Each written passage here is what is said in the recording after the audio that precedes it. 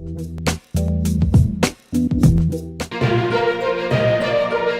జనగామ జిల్లా పాలకుర్తి మండలంలోని గూడూరు గిరిజన బాలికల గురుకుల పాఠశాల. ఆ పాఠశాలలో వార్డెన్ గా పనిచేస్తున్న వ్యక్తి ట్రాన్స్జెండర్లను పిలిపించాడు. వారు గురుకులానికి వచ్చారు. ఆ తర్వాత ఏ పూజలు చేశారు. ఆ పూజల్లో వార్డెన్, గురుకుల సిబ్బంది పాల్గొన్నట్టు వార్తలు వస్తున్నాయి. ఈ వ్యవహారం గుట్టుచప్పుడు కాకుండా సాగింది. ఈ వ్యవహారాన్ని మాజీ మంత్రి హరీష్ రావు వెలుగులోకి తీసుకురావడంతో ఒక్కసారిగా సంచలనం నెలకొంది.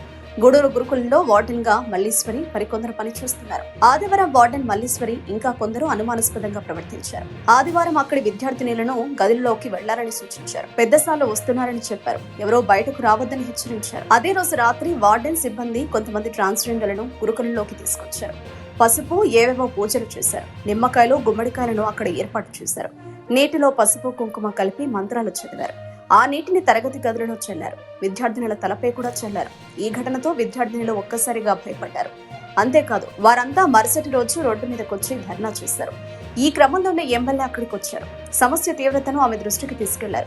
ఈ గురుకులానికి ప్రిన్సిపాల్ గా రేణుక వ్యవహరిస్తున్నారు. ఆమె ప్రస్తుతం సెలవులో ఉన్నారు. వార్డెన్ ఫోన్లో అందుబాటులోకి రాలేదు. మరోవైపు ఈ వ్యవహారాన్ని హరీష్ రావు తెరపైకి తీసుకొచ్చారు. గూడూరు గురుకులంలో ఉపాధ్యాయులు లేరని, విద్యార్థులకు భోజనం కూడా పెట్టడం లేదని ఆరోపించారు. గురుకులంలో క్షుద్ర పూజలు జరుగుతుంటే ప్రభుత్వం ఏం చేస్తుందని మండిపడ్డారు.